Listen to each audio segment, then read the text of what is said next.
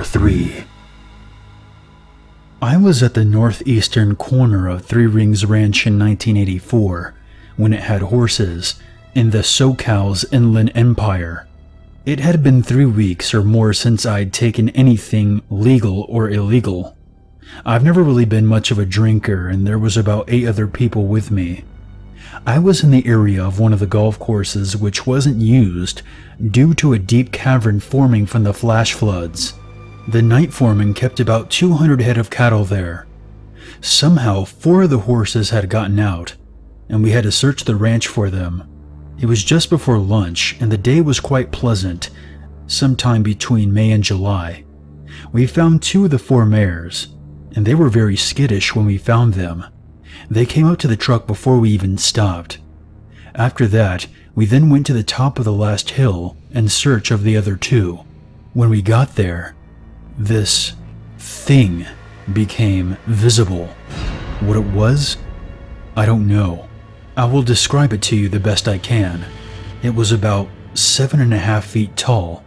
It was anorexic looking. It was like an underweight Bigfoot. It had long, matted dreadlock hair. The hair from its arm reached to its knees, and it was covered in mud, so its coloring was a greenish brown. It walked upright, like a human. Its talons had to be 5 to 8 inches long. The eyes took up about 2/3 of its face, and they were solid, bright, glowing red. The teeth and the fangs were black and looked razor sharp. So this is where things got weird. We all smelled something different, but it was the most pleasant scent we've ever smelt. Its mouth was open, and it was pointing its right index finger at us. None of the 9 of us could look away. We were hypnotized by it, and the driver, who was me, was slowing down. It was coming closer, and I was thinking to myself, why can't we go? Why can't I stop staring at it? Finally, thank God, the wind shifted, and the spell that was on us lifted. Now we could smell a rotting animal death stink, mixed with vomit, blood, shit, and garbage. Some of us even vomited upon smelling this putrid stench. It was maybe about 15 feet away from us now. The guy next to me put his foot over mine and floored the gas while I centered the truck on it. About 2 feet before hitting it, it was gone, vanished into thin air. We never found the other 2 mares, nor any of the other cattle that went missing. In 2005, I saw 4 of the 8 people from that day. Of those 4, only 2 remembered the encounter.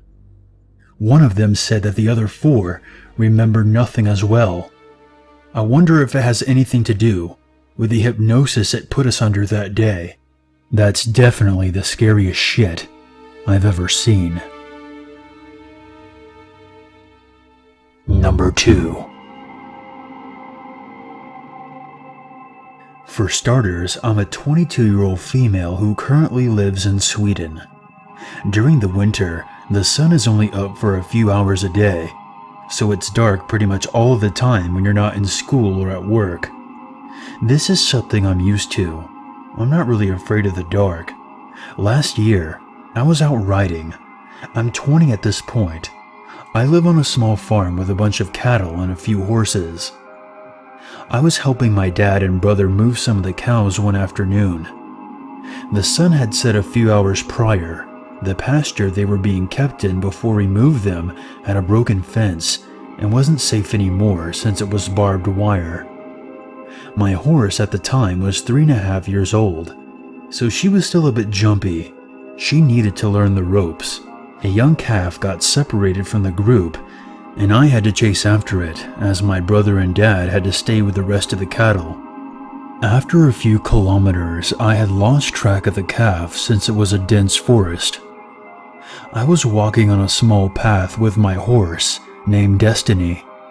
I stopped and looked straight ahead into the woods. It was dark, and I only had a small flashlight on my helmet and a bigger one in my saddlebag. I couldn't see anything, so I reached for my larger one in my bag. There was a lot of wild animals here. So I wasn't too surprised when Destiny stopped to look around. I thought it was the calf, so I jumped off and tied her to a tree while I went on by foot. I found the calf behind a bush. It was still alive, with its belly and chest cut open, and the intestines were lying all over the ground.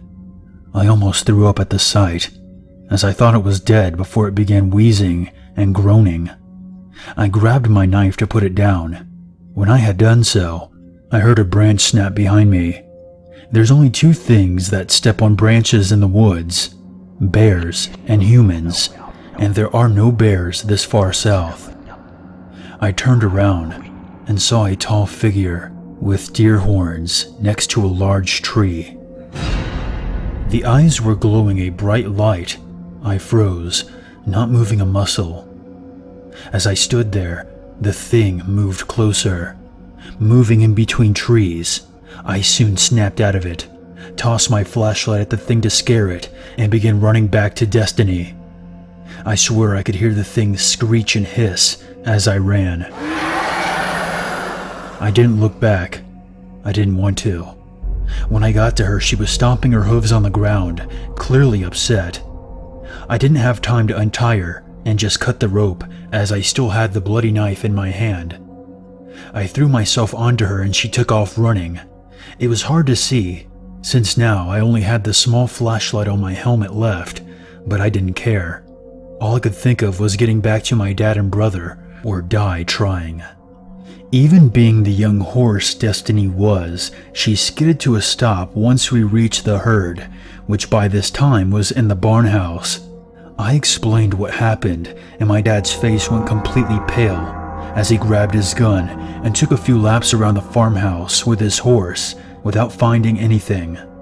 Me and Dad stayed in the barn that night, afraid that that thing might go after the other animals. Luckily, it didn't. The next morning, we took out the tractor to go pick up the remains of the calf and move them, as they were laying next to a jogging track. We finally found it. There was only bones left. Not even the skin remained. I found my flashlight, which looked like it had been crushed by something heavy. I haven't seen that thing or heard that horrible screech since, and I avoid that jogging track at all cost after dark. I'm very grateful that Destiny didn't tear herself loose that night, as the rope she was tied with was designed to break if it had been pulled hard enough. I have no idea what would have happened to me if she had ran back home, or what that thing was. In all honesty, I don't want to know. I'm just thankful that me and Destiny got back home in one piece. Number 1. So I'm a 17-year-old male who just moved to South Carolina just 6 months ago. This happened only a couple of hours ago, and I'm still not sure what to think about it. I have a hobby of making bokens. These are Japanese wooden swords for those who aren't familiar. Earlier today, I put 2 of the bokens I had been working on outside my garage to dry in the sun. There is an extremely loving feral cat named Honey that lives outside our house that me and my mother take care of. I'm sorry if these details seem like random tidbits, but they all tie in together later on. Earlier today, I was outside clearing some bushes near a stream that runs through my backyard, and it was just starting to get dark. I bring Honey into the garage where she sleeps at night. Before I go on, let me explain the layout. When you walk out of the garage, to the right, about 40 feet, is the stream with the bushes. Directly ahead of the garage door, about 10 feet, is where I was drying my swords. To the left is the front driveway of my house. So I call the cat over, who is chilling in the front of my house. Honey stops walking towards me about 10 feet away and starts growling at something in the direction of the stream. I instantly get nervous, since she is not one to growl without purpose. I look over, but it's too dark to see anything. I pick her up and quickly bring her in the garage for the night. About 5 minutes later, I remember the swords, so I put on my shoes and go out to the garage to go outside. Honey is around the center of the garage, just staring at the door. I think nothing of it. But when I walk up to the door to unlock it, she hisses at me. I kinda freak out, since Honey has never hissed at anything as far as I know. I almost decide not to go outside, but since the swords are literally 10 feet from the garage, I say what the hell, I can take care of myself. I should mention that I'm very strong for my age, about 6 foot and 130 pounds, so I don't scare easy. So I walk out, and the air seems off. I hear a faint rustle from across the stream. I grab my bokens and stop halfway to my garage and look at the stream. I wish I was making this up, and I'm sure as hell thankful that I didn't get a good look at whatever the fuck it was. Anyone who has ever played Black Ops 2 Zombies knows the sound of a zombie. Now mix that with a Sasquatch call, and you will get this sound. There was a huge rustle in the bush, and the unholy sound of the Sasquatch zombie, coupled with the sound of charging footsteps. I promptly hopped on the Nope train to fuck thatville, and dashed into the garage. I slammed the door and double-locked that bitch. The footsteps stopped, and I heard them slowly walking back towards the stream.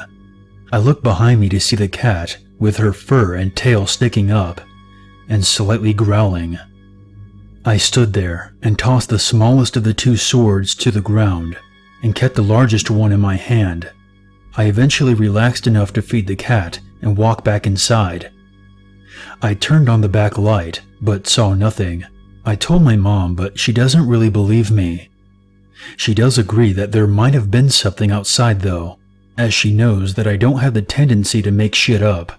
I have never felt terror like that before. I should note that from opening the door to running back into the garage took about 15 seconds. I also want to state that this is 100% true. So to the creature that tried to chase me, if somehow you possess the knowledge to use Reddit and is reading this, let's not meet again, because I do know how to use something a lot sharper than a piece of wood.